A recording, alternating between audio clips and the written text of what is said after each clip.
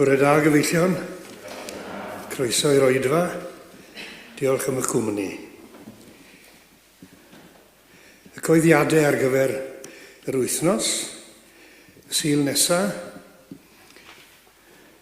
mae'n Pentecost, a fydd na Oedfa deulu Pentecost am kwarter i 10 yma, ac yna kwarter wedi 11 ym Porthcawl.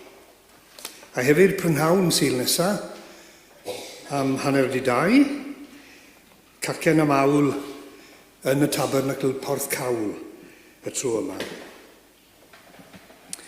Mae yna gyhoeddiad ynglyn â Merched y Wawr, fydd yn cyfarfod yn y neuadd am 7:00 nos Iau, noson yng ngofal Eira Jones.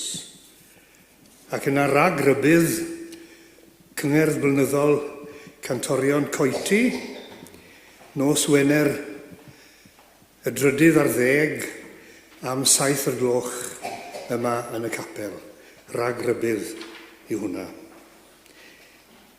Cai atgoffa'r diaconiad fod na gyfarfod iddyn nhw yn y neuadd am 7:00 nos Yfory. Un mater arall, bythefnos yn ôl, fe wnaethon ni benderfyniad fel cwrdd eglwys i gysylltu â'r cyngor tre, i fynegi'n anfodlonrwydd a'n siom fod y plac i Wil Ifan yn uniaith Saesneg. Dwi ddim yn gwybod ydy Sian Swdli wedi cael ateb swyddogol felly, ond ro'n i wedi ateb wedi danfon, a dwi wedi cael ymateb sy'n, siwr ddwedau, yn golchi dwylo o'r cyfrifoldeb. O'n i wedi cysylltu ar Comisiynydd Iaith a deall gan nad oes gan gyngor Pen-y-bont, cyngor tre Pen-y-bont, gynllun iaith, na all y Comisiynydd Iaith ddim ymyrryd o gwbl a'i gweithgaredden. A maen nhw'n defnyddio hynny yn esgus. A esgus yw e. Y gwir yw nad oedd neb o'r cyngor wedi meddwl am blac dwyieithog. Ond dyna fe. Be ydych chi'n disgwyl? Beth bynnag. Maen nhw'n honni mai y teulu sydd wedi dewis y gair priest. Y beth diwethaf fydde Wil Ifan, Gweinidog, dar annibynwyr Saesneg, ac yn fab i Gweinidog, fydde dymuno cael ei alw'n priest. Beth diwetha, ond dyna fe. Hyn dwi'n dod ato. Mae'r cyngor yn gwrthod cywiro, gan mae'r teulu sydd wedi dweud. Ond nhw hefyd wedi deall fod na symudiad ar droed i dalu am blac Cymraeg, ac felly bod nhw'n gadael i bwy bynnag sy'n neud hynny. Sôn am peilat, beth bynnag. Dwi ddim wedi clywed am unrhyw symudiad, ond os oes rhywun yn gwybod am hynny, yna fyddai'n dda i ni gael gwybod fel eglwys, ac wy'n siŵr y bydden ni'n barod i wneud cyfraniad tuag at blac Cymraeg. Os clywch chi, os awn ar ryw achlys ddrwle, rhowch wybod os gwelwch yna. I ni gael anrydeddu Wil Ifan yn gywir. Fe newn ni'r casgliad yn nawr os gwelwch yna.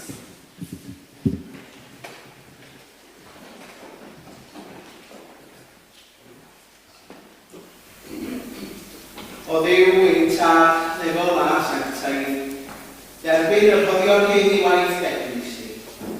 Ac wrth i derbyn nhw gan y gofyn i ti derbyn yna hefyd yn yr eifo. Gan y bod ni'n gofyn hwnnw cyn enw ac yn hyddiant yn harfu Iesu. Amen. Bore da. Yn hyfryd iawn gael eich cwmni chi bore yma. Wel ie, wythnos nesaf fydd hi yn Pentecost arna ni. A fel da ni gyd yn gyfarwydd â hanes y Pentecost, mae o'n llawn sŵn yn dydi. Yn llawn sŵn ac yn llawn siarad ac yn llawn egni. Ond cyn hynny, heddiw mi fyddai yn myfyrio ar beth ydy distawrydd a llonyddwch. Be mae distawrydd a llonyddwch yn ei olygu i chi? A beth mae o yn ei olygu wrth i ni droi at yr arglwydd mewn mawl a moliant? Gydwch i ni weddio. O Dduw cariadus rydyn ni'n dod ato ti yn awr i daddoli, i wrando ar dy lais ac i agor ein calonna i ithgariad. Bydd gyda ni yn y distawrwydd ac yn y llonyddwch, yn y canu ac yn y gair. Tyrd ysbryd glân a llenwa'r lle hwn ath heddwch. Gan am bod ni'n gofyn hyn oll yn enw ac yn haeddiant yn harglwydd Iesu Grist. Amen. Wel, gadwch i ni droi at ein hemyn nesaf, sef 294. Iesu difyrwch fenaid drud yw edrych ar dy wedd ac mae llythryna denw pyr yn fywyd ac yn hedd. Ac yn y blaen 294.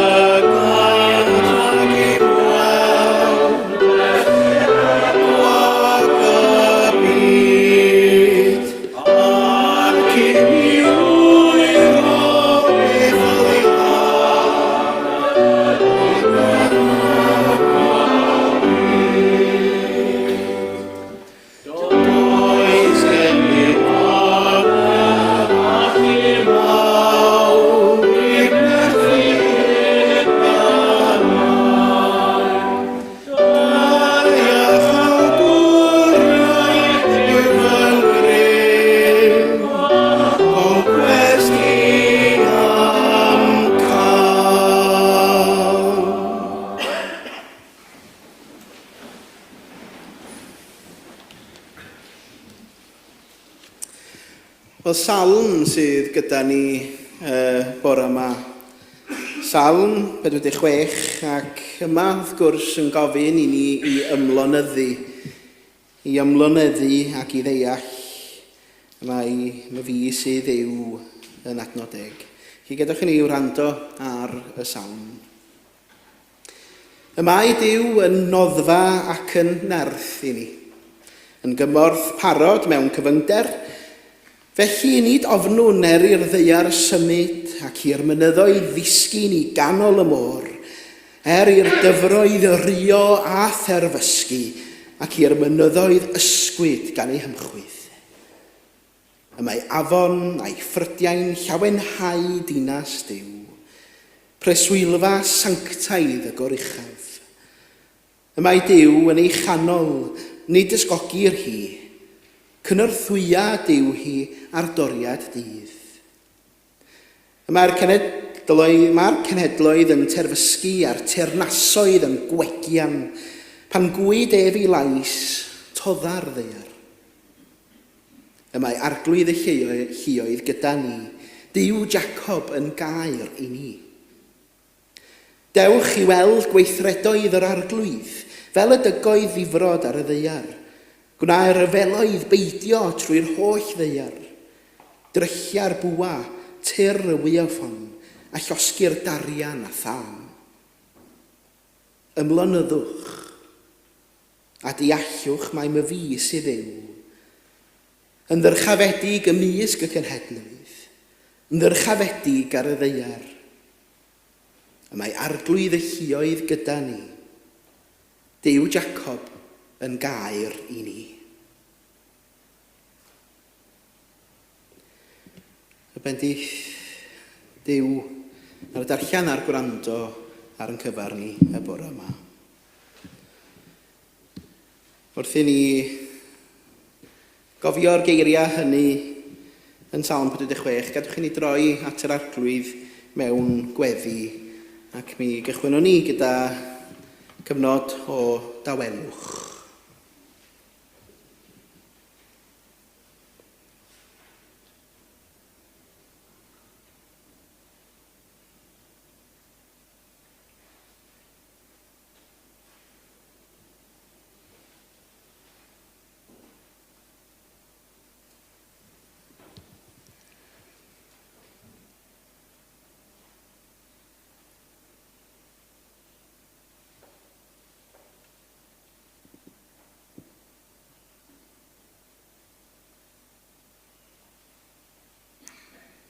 O Dduw ein tad, yng nghanol sŵn ein byd. Cysurwn ein hunan dy fod ti'n dal I siarad. Pan fo'r mynyddoedd yn ysgwyd a'r moroedd yn rhio, pan fo'n calona ni'n llawn pryder. Mi gofiwn dy fod ti'n noddfa. Noddfa ac yn nerth. Yn y llonyddwch rwy ti'n gwneud dy hun yn hysbys.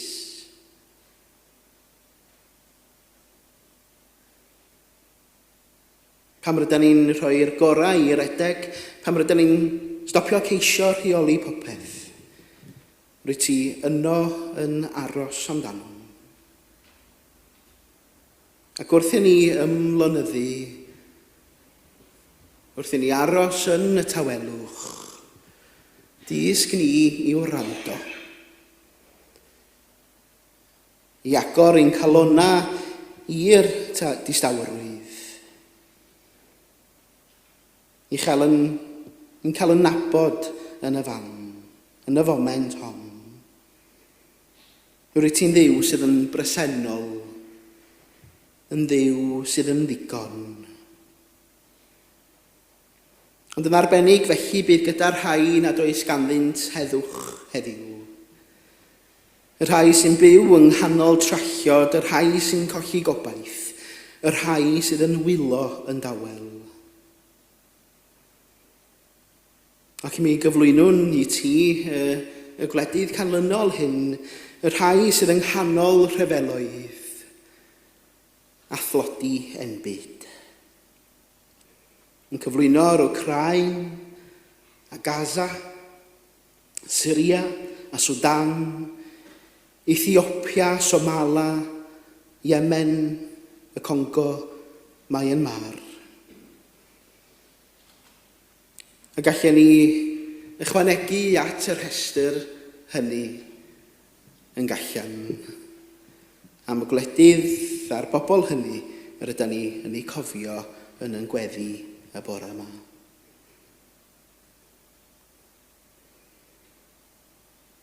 Arglwydd bydd gyda ni.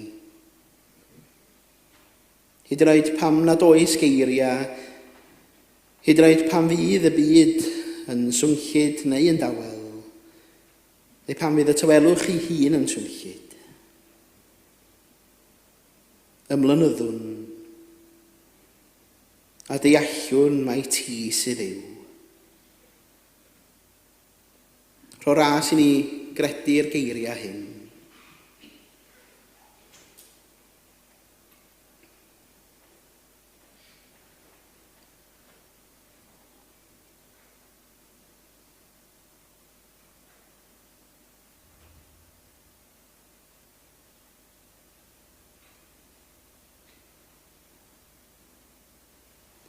Mi fyddwn ni hyn felly arglwydd yn enw ac yn heiddiant yn harglwydd Iesu Grist. Yr un a ddaeth â heddwch hyd yn oed yng nghanol y storm. Gan ein bod yn gofyn hyn oll yn enw ac yn ei heiddiant. Yr un a'n dysgodd i weddio i ddweud gyda'n gilydd. Ein tad wrth yn yr wyt yn y nefoedd. Sang teiddiau'r denw. Deled y deyrnas. Neler dewyllus, megis yn y nef, felly ar y ddeiar hefyd. Dyroi ni heddiw ein para benyddiol, a maddau ni ein dyledion, fel y maddeuwn unau ein dyledwyr. Cnac arwain ni brofedigaeth, effe'r gwared ni rhag y drwg, canis eiddo ti yw'r deyrnas, a'r nerth, a'r gogoniant, yn oes oesoedd. Amen. Mae gadwch i ni barhau felly drwy ymdawelu'n ddyfnach emyn rhif 600. Distewch cans mai presenoldeb Crist y sanctaidd un gerllaw. Dewch, plygwch ger ei fron mewn dwfn barchedig fraw. Di bechod yw e fe, lle saif mae'n sanctaidd le. Distewch, cas mai presenoldeb Crist, y sanctaidd un gerllaw. Ac yn y blaen, emyn rhif 600.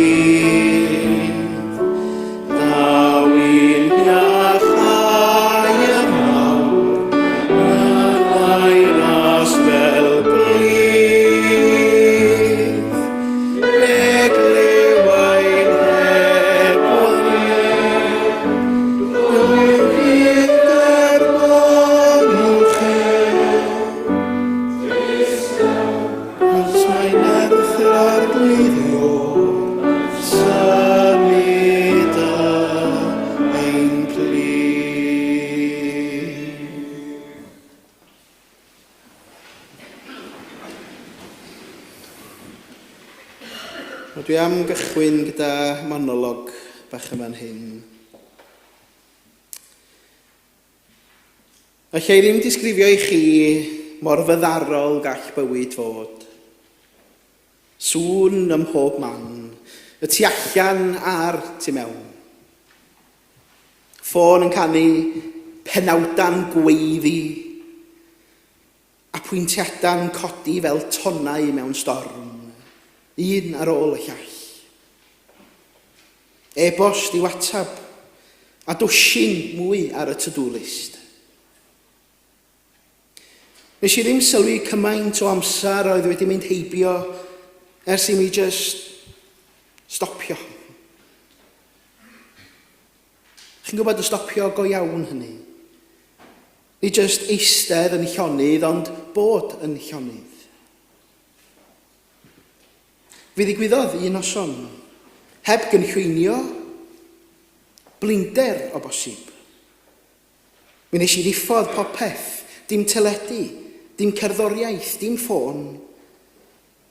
Ac yn sydyn, do fe ddaeth y distawrwydd. Fel hen ffrind i gofleidio. Oherwydd y coflaid hynny sy'n siarad, nid y geiriau. Ac yn y distawrwydd hwnnw, dechreuais i sylwi. Tic y cloc, curiad fy nghalon, y gwynt yn siffrwd iddo gosi'r dail. Ac rhywlen ddyfnach, llais oeddwn ni heb glywed ers amser, ymlynyddwch a deallwch mae my fi sydd yw. Ro'n i wedi darllen y geiriau hynny o'r blaen, yn ei dyfynnu, yn ei rhannu. Ond dwi ddim yn meddwl fy mod i erioed wedi ei clywed, nid fel hyn. Doedd dim tarana, dim corau angylaidd, just distawrwydd. A fe. Sylweddolais nad oedd Duw yn disgwyl i mi berfformio, na gwneud argraff, na gweddio'r weddi berffaith. Roedd yn aros i mi oedi. Ac yn y distawrwydd, cofiais pwy oedd o. Ein oedfa, ein nerth, cymorth parod mewn cyfyngder. Ac mi gofiais i pwy oeddwn i. Nid pwy mae'r byd yn dweud ydw i, nid rôl, nid rhif, ond plentyn, wedi garu, yn wylo Duw. Gall, fe all y ddeiar grynu, gall y dyfroedd rio, ond mae ef wastad yn dweud yr wy fi gyda thi, ac yn y llonyddwch, mi gyrydais hynny. Felly, pan fydd bywyd yn gweiddi eto fel mae o'n siŵr o wneud, dwi'n dychwelyd at y distawrwydd i ymlynyddu. Oherwydd yno, dwi'n ei gael, ac yn fwy na hynny, mae o'n fy nghanfod i.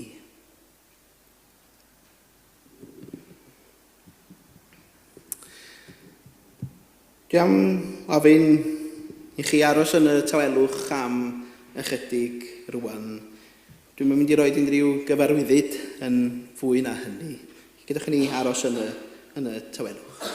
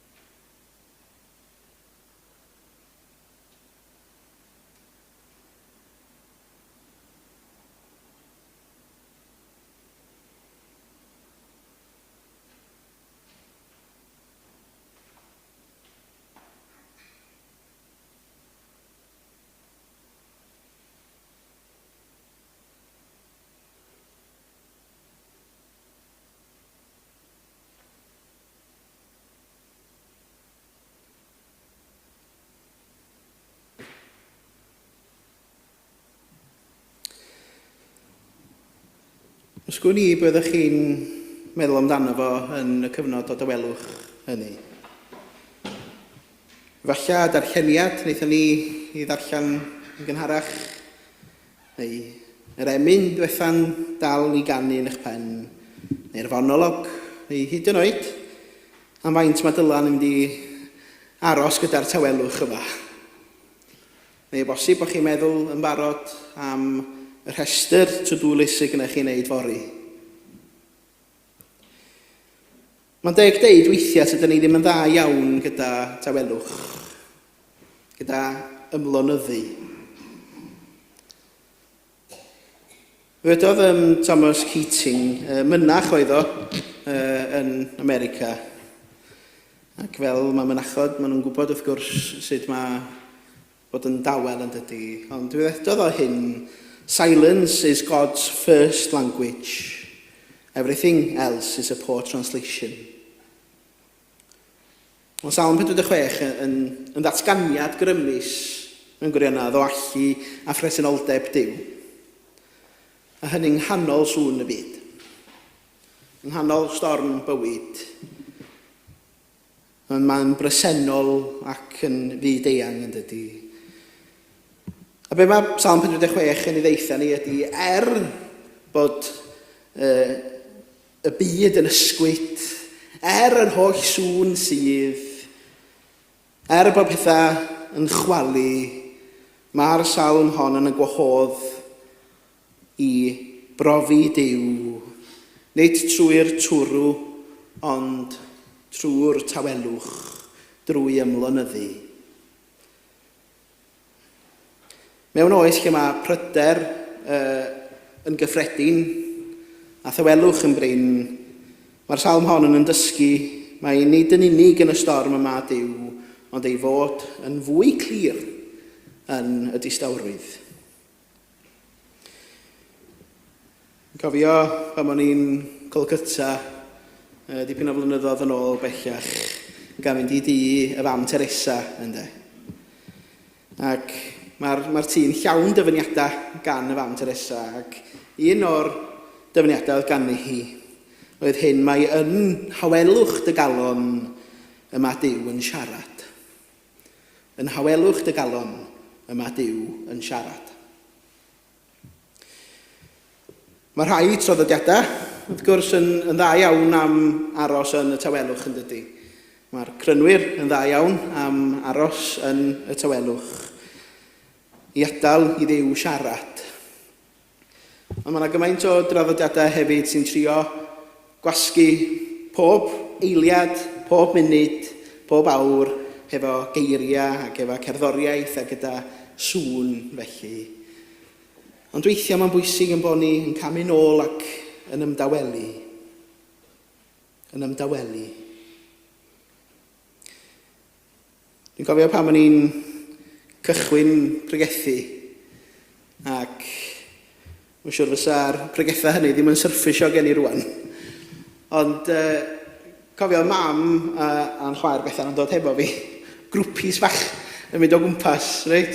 Oedden nhw'n clywed yr un bregath. Ond bod tro mewn gweddi, o'n i yn rhoi cyfnod o dawelwch, reit? Jyst i ni ymlynyddu i bobl i gyflwyno i gweddiau personol ynde. Ond i'n cofio ar ôl gwasanaeth mam yn deithio, ges ti flanc yn y weddi yna. Ges ti golli dy le, reit? Ond naddo fydde fi roi lle i chi i yffrymu gweddi personol nes i. Dwi'n siŵr nes ti golli dy le. A dyna, fel oedd i, wel i chdi wneud o'n fyrach tan fyddeitha fi. Ond dyda ni ddim yn gyfforddus yn aml iawn gyda'r tawelwch a gyda'r distawrwydd. Ond am yr chydig funudau nesaf, dwi am dynnu 3 pwynt o'r salm sydd yn allweddol, sef bod Duw yn noddfa, mae Duw i'w ei noddfa, bod Duw yn y canol a bod Duw yn llefaru yn y distawrwydd. A dyma fel mae'n cychwyn ynde. Mae Duw yn noddfa ac yn nerth i ni. Faint o weithiau da ni wedi clywed y geiriau hynny? Faint o weithiau da ni wedi clywed y geiriau neu di ddarllen nhw. Ond mae'r salmydd yn deud yn dydy, mae gwirionedd cadarn ydy hyn, fod Duw yn noddfa ac yn nerth. Nid yw Duw yn dweud ei fod yn anfon noddfa, ond mae ef ei hun yw'r noddfa ynde. Yn syml, nid yw Duw yn rhoi lloches yn unig, ond mae ef ei hun yw'r lle diogel. Mae'r delweddau fan hyn yn siarad wedyn am anrhefn sydd yn y byd. Y mynyddoedd yn ysgwyd, y moroedd yn rhio, symbol o betha'n chwalu ydy hyn yn aml. Ac o edrych ar y byd o'n cwmpas, wrth gwrs gallam weld betha'n chwalu yn gallam. Ond i edrych ac i ddigaloni yn yr hyn sydd yn digwydd yng Gaza a'r newyn difrifol sydd yno ar hyn o bryd. A'r ffordd rydyn ni wedi bod yng nghwsg i'r argyfwnd yn garol sydd yno. Mae yna wleidyddiaeth sy'n pegynu yn y byd, newid hinsawdd a rhyfeloedd un ar ôl y llall. A rydyn ni'n gwybod am gymaint sydd yn mynd drwy'r fath argyfwng heddiw. Ond yng nghanol hyn, be mae'r salmydd yn ei ddeud ydy, mae un peth yn aros yn glir ac yn gadarn, i fod Duw yn noddfa ac yn nerth i ni, ac yn gymorth parod mewn cyfyngder. Gall y cyfyngder hynny ddod yn bersonol, fel cymuned neu yn fyd-eang. Ond mae Salm 46 yn hatgoffa ni nad yw Duw byth yn newid, hyd yn oed pan fydd popeth o'n cwmpas ni yn gwneud. Dywedodd y salmydd hefyd ei fod yn gymorth hawdd i gael mewn cyfyngder ynde. Di Duw ddim yn bell nac yn araf i ymateb, mae'n bresennol ac ar gael ar unwaith. Yr ail ydy bod Duw yn y canol ynde, bod Duw yn y canol.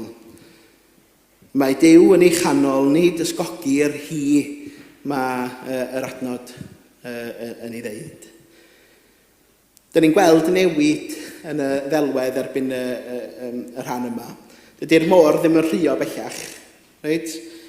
Ond afon, dinas a llawenydd dyn ni'n ei weld. Mae dinas Duw yn cynrychioli presenoldeb Duw gyda'i bobl. Rhywbeth sydd trwy'r ysbryd glân yn wir i ni heddiw yn dydy. Nid yw Duw yn bresennol dim ond yn y rhyfeddol a'r dramatig, ond mae'r salmydd yn datgan bod Duw yn canol ni. Nid yw'n gwylio o bell, mae'n cerdded gyda ni, yn byw gyda ni. A mae'r salmydd yn sôn nad yw'r ddinas yn chwalu oherwydd bod Duw yn ei chanol. Ac bod y cenhedloedd yn codi, mae'r un yn frawddeg yn ail-ddatgan y mae'r arglwydd holl a lluog gyda ni. Mae bresenoldeb yn ein sefydlogi, hyd yn oed pan fydd popeth o'n cwmpas yn symud. Dwi wedi deithio chi o'r blaen bod fi, pan o'n i yn ysgol Glaneuthwy, oedden ni'n gorfod gwneud tricia syrcas. Da chi'n cofio fi'n deud hynny, ydych chi? Dach? Oedden ni sioe yn 2005, sef o genedlaethol, ac un golygfa oedd bod ni yn gofod wneud tricia syrcas. Ac erbyn wythnos wedyn, oedd Cefn Roberts wedi dod â erial i fewn rhyw siglen felly i fewn i Glaneuthwy. A oedden ni'n gorfod mynd i fyny hwn i weld pwy oedd yn gallu manegio bod yn acrobat mewn gwirionedd ynde. O, gen i fi mawydd bod yn acrobat bryd hynny, a gen i fi dal ddim mawydd bod yn acrobat rwan, reit? Ond dwi'n cofio gorfod mynd i fyny y siglen yma, a ni'n gofod neud rhyw roli poli bach. Ac wrth gwrs, o gen i ofn mynd i'r gymaint o uchder a hynny. Ond mi nes i ddisgyn yn ôl, mi nes i ddisgyn oddi arni hi, ond wrth gwrs be oedd ar y llawr oedd y matiad diogelwch ynddo. Oedd y matia diogelwch yno. Nes i at yn ffrind wedyn yn dweud, sut o'n i'n edrych yn tafod yn y boch. Dwi'n cofio hwn yn glir. Ti'n gwybod y fideo yna, medda fo, o'r panda yn disgyn oddi ar y goedan? Rhywbeth tebyg, medda fo. Ac i chi gael gwybod yn y sioe, clown rhif 8 o'n i oedd methu jyglo. Ond dyna'n union ydy Duw ynde. Ydy'r mat diogelwch yna ar yn cyfar ni. Mae o'n caniatáu i ni fentro oherwydd y mae o gyda ni yn ein gwarchod ni. O fatha cerdded ar tightrope yn dydi. Mae'n beryglus, rydyn ni ofn, ond mae rhwyd diogelwch enfawr o'n tanodd ni. Ella da ni'n mynd i weld o yn aml, ond rydyn ni'n gwybod ei fod o yno. A Duw yw'r rhwyd honno yn dal yng nghanol pob sefyllfa. Ac yna fod Duw yn llefaru yn y distawrwydd. Ymlynyddwch a deallwch mae fi sydd Dduw. Dyma ganolbwynt y neges, a'r geiriau o bosib sydd yn fwyaf adnabyddus. Ymlynyddwch a deallwch mae fi sydd Dduw. Nid awgrym cysurlon yn unig ydy hyn, ond mae'n orchymyn ac yn wahoddiad i ymddiried neu i drystio, fyswn ni yn ei ddeud. Dwi'n gwybod bod chi'n taflu cerig mewn i lyn. Falle bod chi'n trio sgimio fa fel bod o'n neidio sawl tro. Ond pan ydych chi'n taflu cerig i mewn i lyn llonydd, ydych chi'n gweld yr puls y tonna bach yna, yn dydach.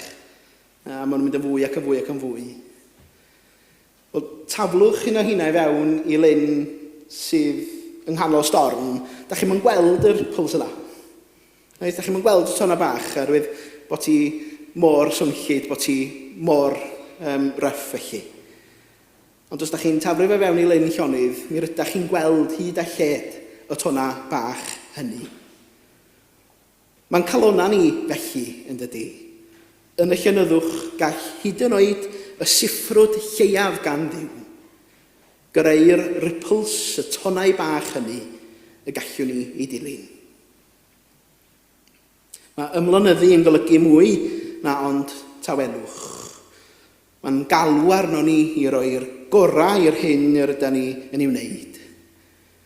I ystyrio pwy yw Duw ac i adael i Dduw gymryd drosodd. Dyn ni'n rhy aml yn ceisio rheoli popeth yn dydyn. Mae Duw yn dweud oedfa ac ymlonydda.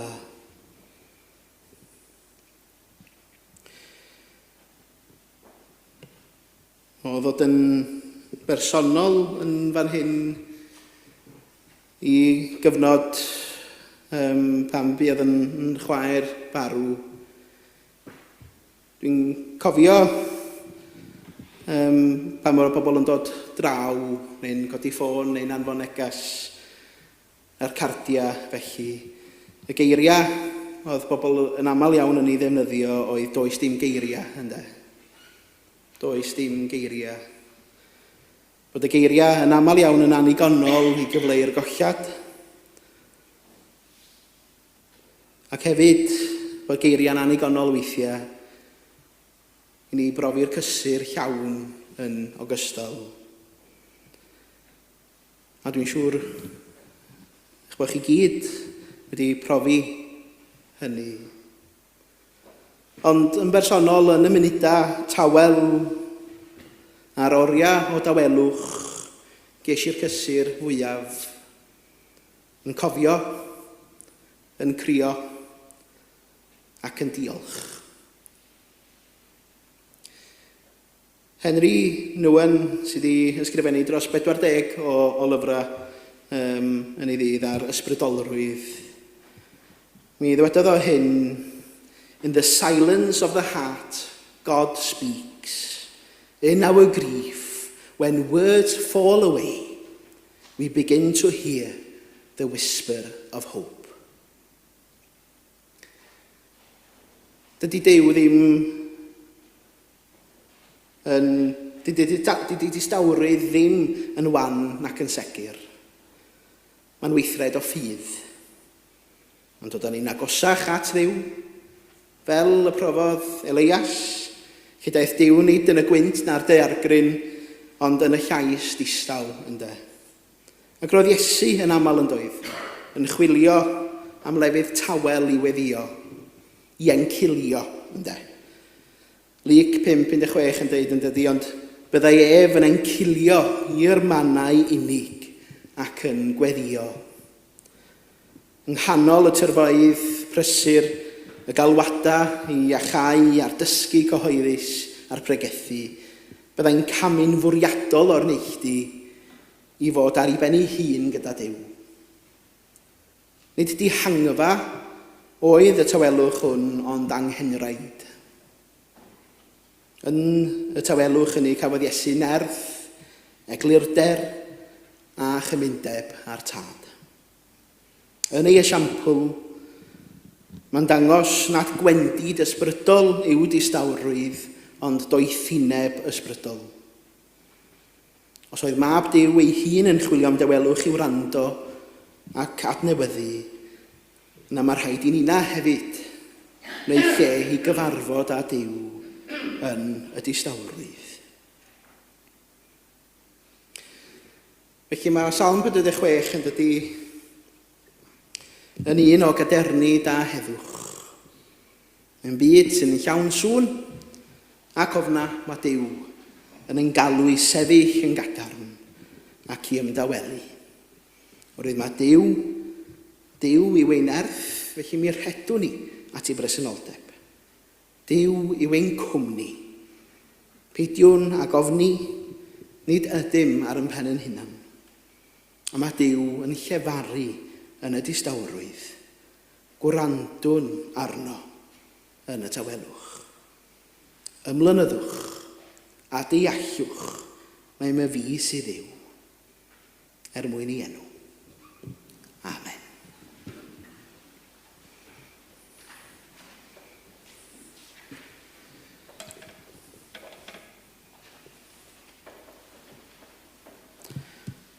Wrth i ni ddod at ffwrdd y cymundeb, gadwch i ni ganu yr emyn rhif 500.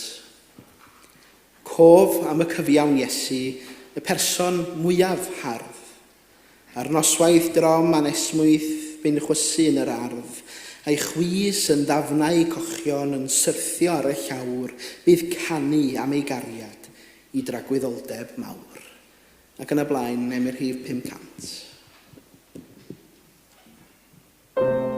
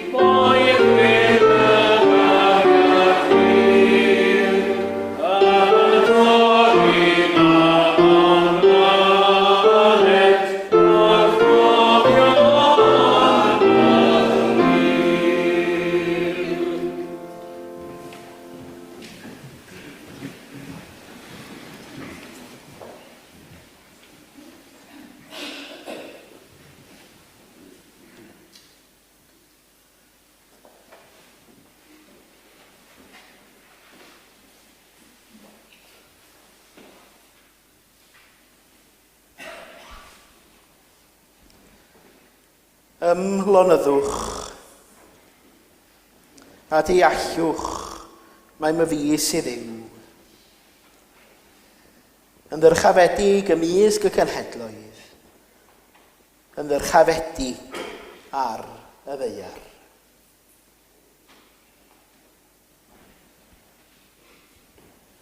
Dewch ata i bawb sydd yn flinedig ac yn llwythog, ac fe rodda fi o'r ffwystra i chwi.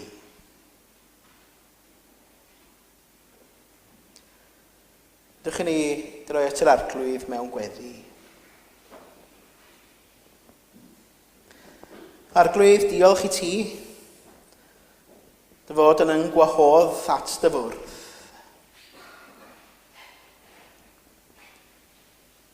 Rwyt ti'n gofyn i ni i ymdawelu ac i ymlonyddu.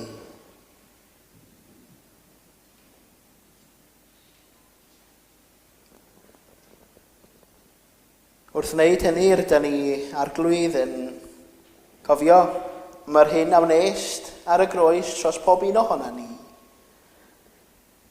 I ni gofio amdana ti, yn horiad y bara, ac o'r cwpan o win. I gofio am yr aberth a wnes troston. Ymdawelwn i gofio am yr hyn a wnest.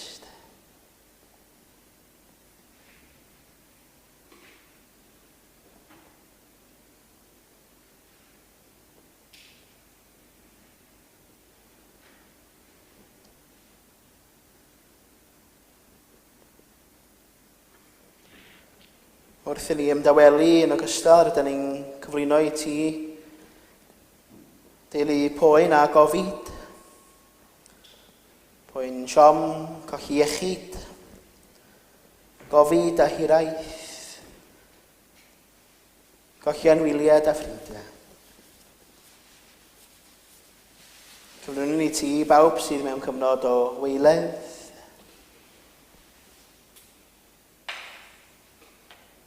yn bawb sydd yn profi siom colli iechyd.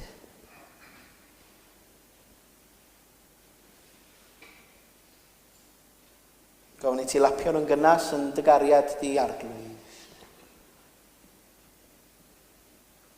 Cyflwyno ni ti yn ogystal y teuluoedd hynny sydd mewn profedigaeth, ni allwn nhw well neu cyflwyno i ddofal grasol di.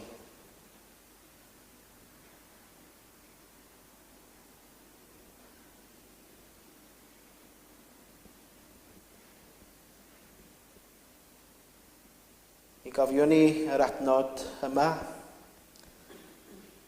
Bendigedig fyddo Duw a Thad yn harglwydd Iesu Grist.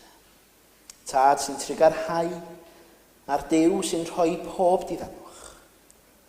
Y mae yn ein diddannu ni mhob gorthrymder.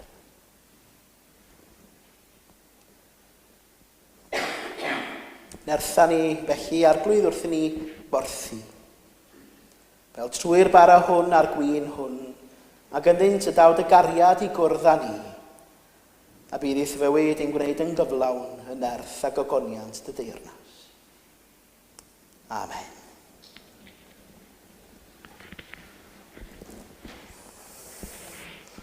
Gadwch i ni wrando ar eiriau sefydlu'r swper fel mae'n cael ei osod gan yr apostol Paul.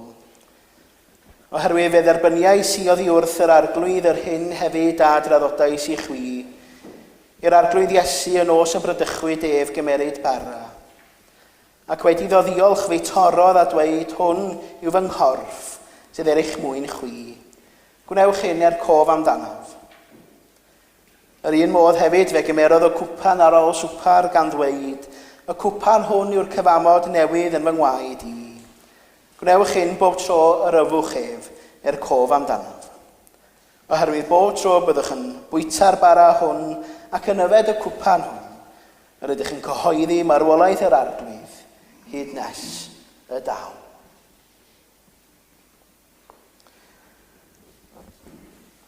Bwrdd yr arglwydd Iesu Grist sydd gyda ni yma, ac felly mae croeso i unrhyw un sydd yn caru'r arglwydd ymuno hefo ni o amgylch ei fwrdd.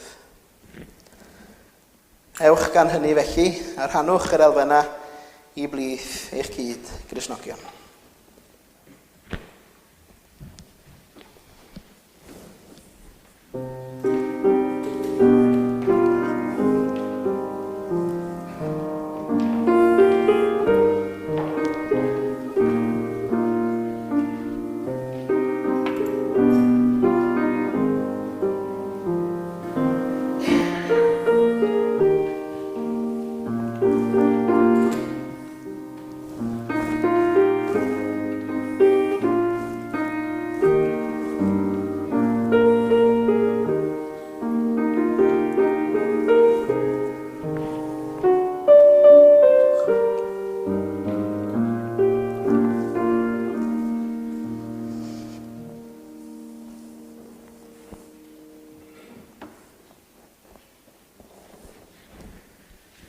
Yr arglwydd Iesu yn os y bradychwyd ef ac ymerodd fara, efe a'i dorodd, gan ddeud hwn yw fy nghorff sy'n cael ei dorri trosto chi.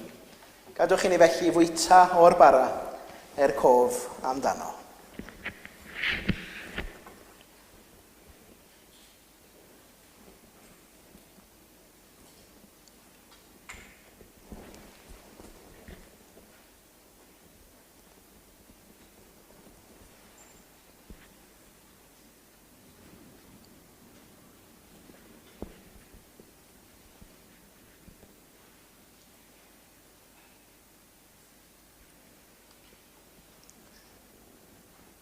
Yn yr un modd hefyd, felodd o mewn cwpan o win cyffredin, gan ddeud hwn yw'r cyfamod newydd yn fy ngwaed i.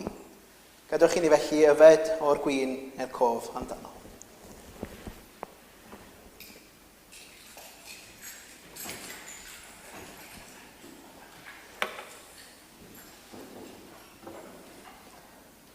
Arglwydd, diolch i ti am ein porthi am bwydo, aelodau y gorff ysbrydol Crist, yn cadarnhau yng ngwirionedd yr efegyn.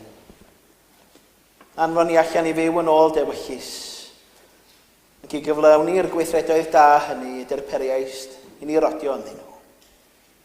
Trwy Iesu Grist ein harglwydd. Amen. Mae gadwch i ni droi at yn Nhemyn olaf, sef 427. 427. Arglwydd Iesu Grist, deithost atom ni, un wyt ti a ni, blentyn mair.